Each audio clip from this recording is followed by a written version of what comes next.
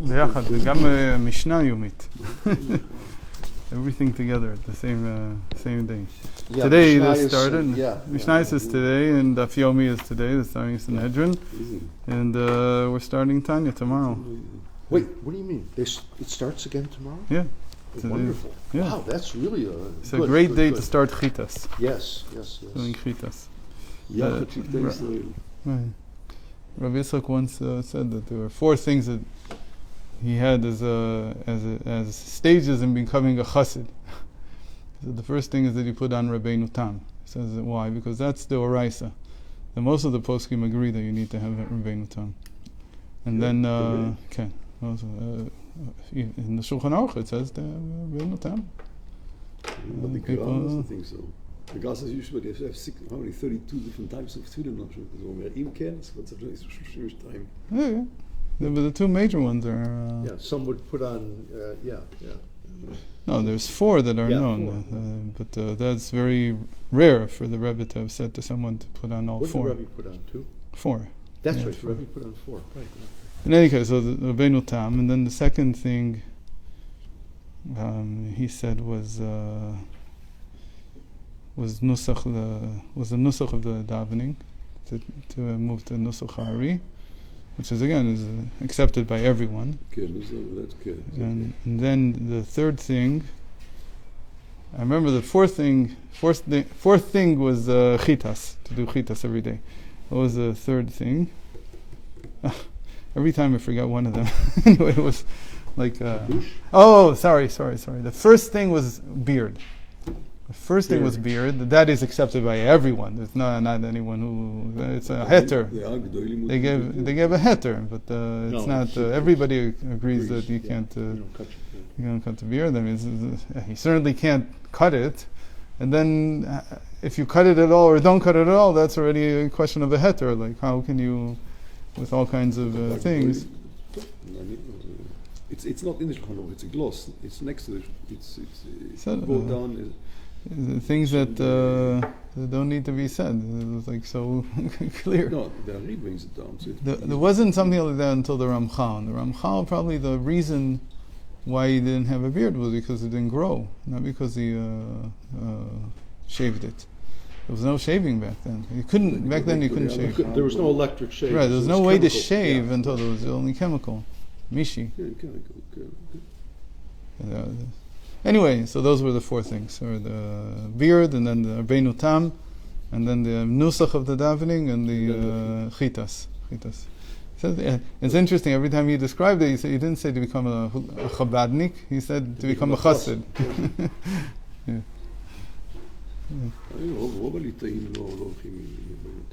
Rabbeinu Tam?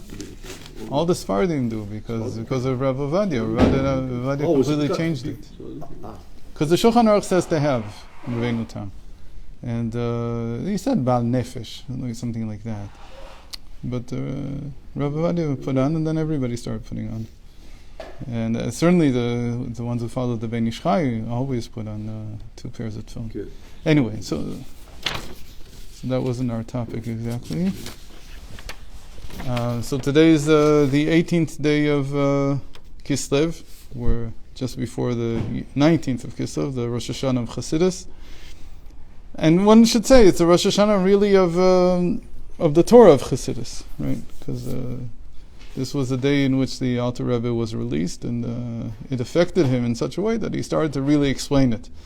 And we have to say that if he wouldn't have explained it in the last 11, 12 years of his life, it would be a big doubt about how much we would be able to understand. Because really the big, long, and elaborate explanations came right after. It started a trickle after he came out the first time, and the second time in 1801 it became... We're talking about in writing or oral, both? Oral. He didn't write really. He didn't write any of his Hasidic writings. There's nothing... The Tanya was not written by... The Tanya is the only thing. Yeah. That's it. But the other discourses but that was 2 years before he was arrested. So Tanya is still short. Yeah, you're right. Relatively short. Okay, I got you. That's why they call it the Torah Shebechtav, the written Torah of Chassidus, because like in the Torah itself, it's very terse. It's very... and then afterwards he began to open it up and explain it And certainly something like this he would never put in the Tanya, this whole explanation that we're looking at now. So we said the mitzcha means, to have a forehead literally means when you have decided to go in a certain direction and you don't necessarily even remember or have the feelings of why. Well, the Rashab, I remember that the Rashab said later on, he did something. Someone asked, why are you doing it? Right. I don't know, it's somewhere there. So after we finished yesterday, I remember the story, and I said, I should have told that story. The story is that Fischl Schneerson was over, his cousin. Fischl Schneerson is an interesting character in and of himself. He's a very, very interesting man. He was a cousin of the Rebbe Rashab, and he moved to Eretz Yisrael. He was here for the last 30, 40 years of his life. He had studied even in Vienna. He was acquainted with Freud and with the whole circle of psychoanalysts.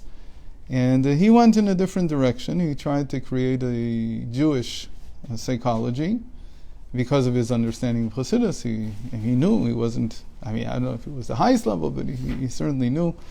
Most of what he wrote was still in German, but in the later years in Eretz Yisrael, he started writing in Hebrew. So we have a number of his books. Actually, somebody was over at my house on Shabbos, and they brought one of his books in Hebrew. So I got to look through it a little. They're hard to get. They're very hard to get. In any case, so he was by him for a Shabbos evening, by the Rebbe Rashab, and he saw him washing his hands. And he saw that he washed his hands, and he poured with his left hand 3 times on the right, and then 3 times on the left. And then with a little bit of water that was left, he rubbed his hands together. So he had never seen this before. And most people have never seen this before. Washing for bread? Yeah. And he's like, what is this word? So the Rebbe Rashab told him that I don't know. I can't tell you right now why, but I know that before I became bar mitzvah, my father told me to commit the whole Shulchan Aruch not just to memory, but rather to practice, to commit it to such a way that I would do everything exactly according to Shulchan Aruch. So I know that if I do it, there must be a reason. By the way, they've been trying for years to figure out why, what the reason exactly is. The last part is difficult. The little bit of water that he left in the rub, that was more difficult. The 3 times on each hand, that pretty much we understand. But anyway, so that's an example that I'm left with the commitment to do something. I know that I'm going to do this. I've committed to it. I don't remember what the rationale or the feelings exactly that go with this are. That's called mitzcha. That's called having a forehead. And that's being adamant and strong in my stance. By the way, is there any connection between that and the metzah they talk about in Kabbalah? Right, that's the mitzvah. That there's no lights there. That the lights don't come out. And then afterwards the lights of Shem Ma Chadash come out. So it's definitely connected. He didn't exactly explain it here. But here, theoretically, this is all happening when there's Zah already. So this is all in the world of Tikkun. A lot of times what we see in Kabbalah is that what happened in previous stages has an effect on the later stages. This is definitely the later stages of the emanation of everything that's coming down. And what you're mentioning is the very beginning stages of Ak.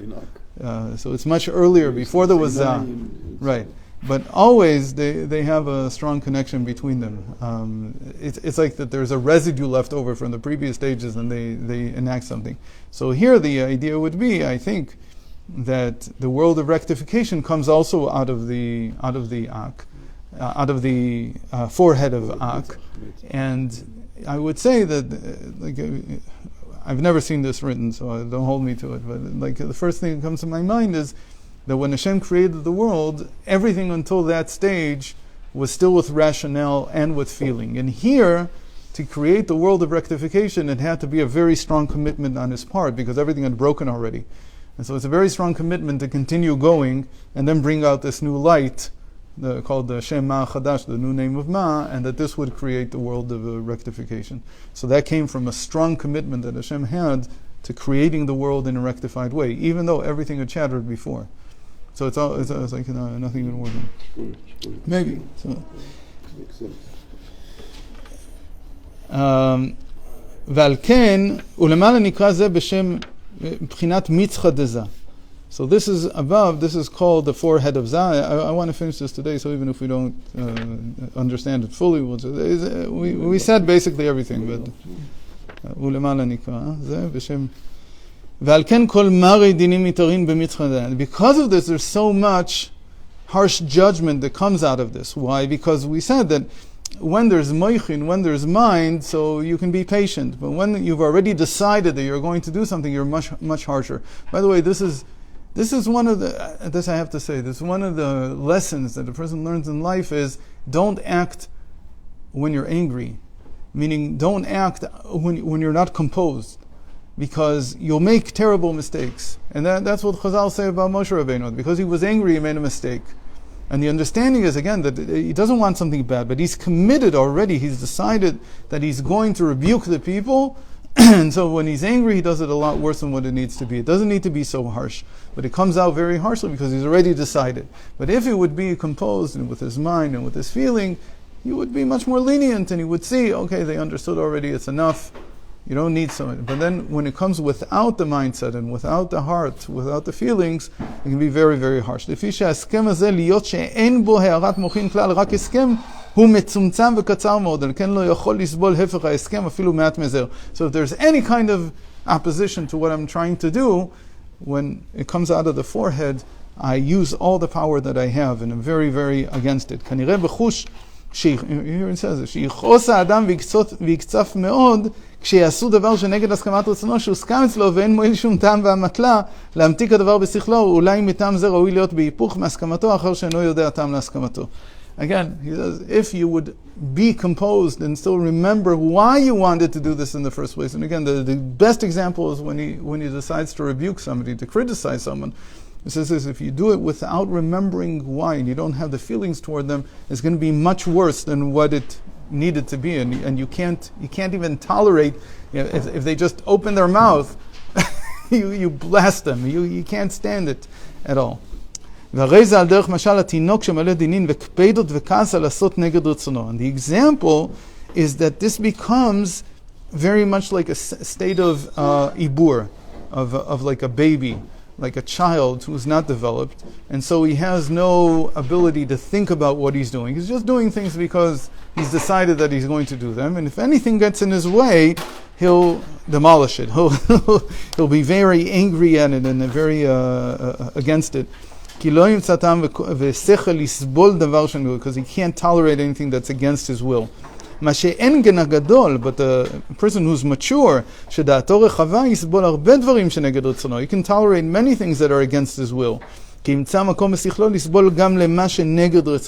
he found his place in his mind. The mind can tolerate opposites. As opposed to the feeling, which is much harder to tolerate opposites. And when it comes to action, there's no way to tolerate opposites. It's either my way or the highway. There's no other possibility. And that's why chokhmah, the intellect, the wisdom, it's the source of loving kindness. As we say, and this is again, he mentioned this in Derech Mitzotecha. When we say before Kriya Shema, we say Avinu Av Rachman, our Father, the merciful, compassionate Father. Why do we say he's a Rachman? Because if you mention he is a father, then he's full of compassion. That's how we understand it. Because of his wisdom, his wide wisdom, what goes against his will does not even bother him. Because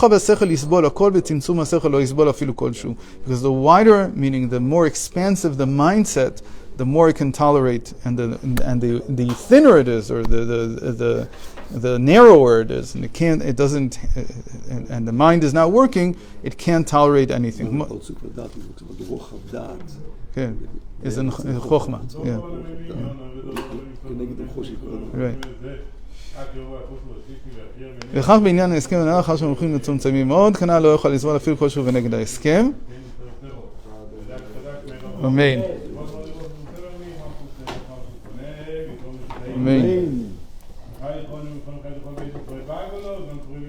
הנה שמיר במוח למה אומר מיו יסבורך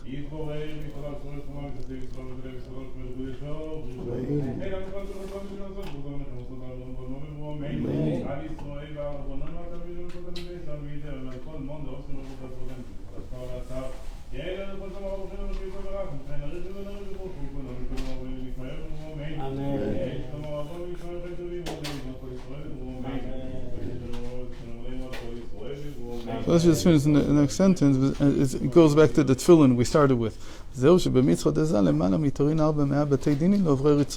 why the Zohar says that in the mitzvah, in the forehead, there are 400 called in courts of judgment that go against those who oppose him. But when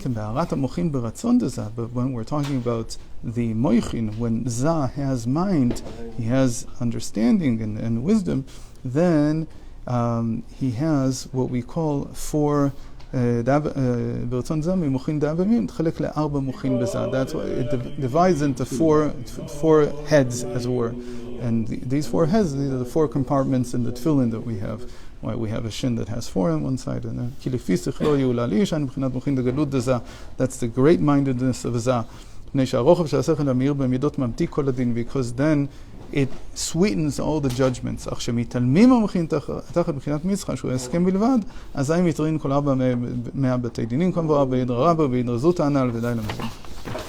we finish this, and we can go back tomorrow, Bezrat Hashem, to chapter 2 of the prohibition against eating the sciatic nerve. Arba motif, כן. That they can be in two different ways. It can be harsh judgments, and then here, like when they turn to their source, they become four batei dinim of compassion.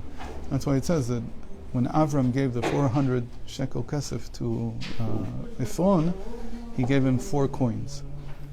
4 coins, each one of 100. So it's like that. There are 4 against the 400. Interesting discussion with my daughter. We came back from school, and she said, "But the teacher told us there were no coins before 700 BCE. So how could Avram in 1800 BCE have coins?" Avram did. It says the first one who made a medvel was Avram. Then he gave him ksita. Then he had. So he said that those were just measurements of weight. It wasn't a coin. But so about Yaakov, it doesn't say if there was anything on the coin. It could be there was just weights. But by Avram, it says that there was a ken v'skenan on one side and b'chur b'bachura, b'chur b'btula on the other side. So it was an actual coin. So I said, lo ra'inu en hara'aya. The fact that we haven't found archaeologically any coins from 1800, there could be many reasons why. Maybe they made them, I don't know. Maybe coins really don't last as long as they think they do. Maybe that's a problem. So, I don't know.